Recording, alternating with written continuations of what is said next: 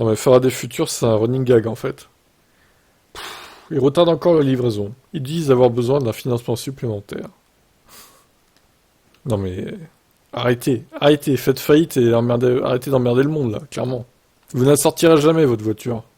Malgré la levée de fonds de 135 millions de dollars supplémentaires en février pour pouvoir démarrer la production en mars, la société est confrontée à un autre obstacle qui pourrait mettre fin aux choses avant même qu'elles ne commencent à nouveau. On a déjà entendu ça quand même. Jeudi, Faraday Future a déclaré qu'au lieu de commencer la livraison du FF91 lors d'un événement de lancement spécial le 26 avril, la société met en œuvre un plan de livraison en 3 phases visant à mettre en œuvre en permanence la philosophie fondamentale de la société et sa vision d'entreprise et de co-création. Bla bla bla bla bla. Que du bullshit quoi. Ce que ce jargon signifie, c'est que les livraisons ne commenceront pas avant la fin du deuxième trimestre 2023, où cela ne peut pas se produire, du moins tant qu'ils n'obtiennent pas un financement supplémentaire. C'est un scam cette société, c'est une arnaque totale. N'investissez pas là-dedans, oh là là, c'est du suicide. La phase 1 débutera fin mai pour ceux qui ont payé en totalité pour un FF91 désigné par la société sous le nom de Industry Export Futurist Product Officers. Cependant, ils recevront d'abord une formation sur l'utilisation du véhicule.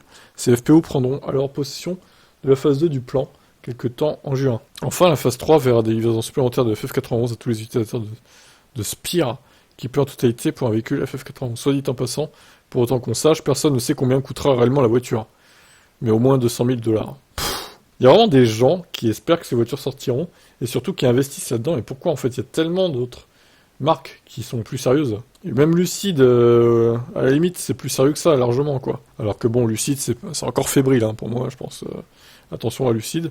Mais au moins, ils ont sorti des voitures. Eux, c'est des clowns, quoi. Faraday.